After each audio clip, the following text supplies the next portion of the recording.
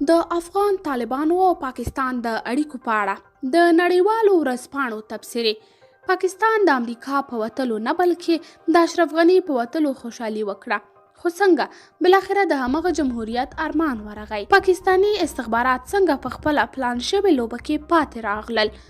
جزئیات هم دلته وګورئ او چینل سبسکرایب کړئ.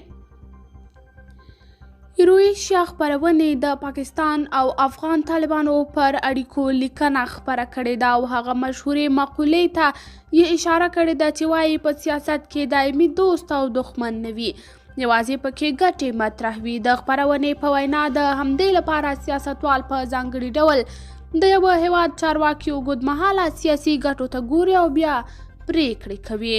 ایرویشیا ریویو زیاتوي چې په پاکستان کې په وروستیو کې د تروریستي بریدونو زیاتوالی چې ان د جمهوریت په وخت کې هم داسې بریدونه او ځانمرګي پر پاکستانی ځواکونو نه کېده، د دې څرګندونه کوي چې د دغه هیواد حکومت او امنیتي بنسټونه په هغه حساب کې تېروتي دي چې د افغانستان د طالبانو په اړه یې کړی و.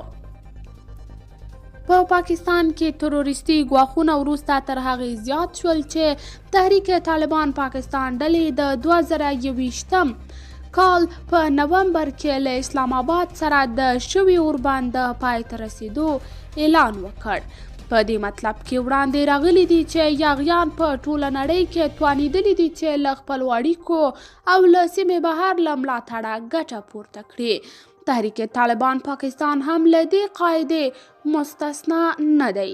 د خپرونې په باور د پاکستان حکومت د افغان طالبانو په تړاو داخلي او بهرنیو لارښوونو ته پاملرنه ونه کړه او داسې ښکاري چې یوه ستره ستراتیژیکه تیروتنه یې. ایرویشیا ریویو لیکي پاکستان د 2021 کال په اګست کې د امریکایي ځواکونو پر وتلو خوښي ونه ښوده، خو د اشرف غني د حکومت پر نسکورېدو خوشحاله و او په اسلام آباد کې د خوښي چې پر کابل طالبان مسلط شوي دي اوږده نه شوه.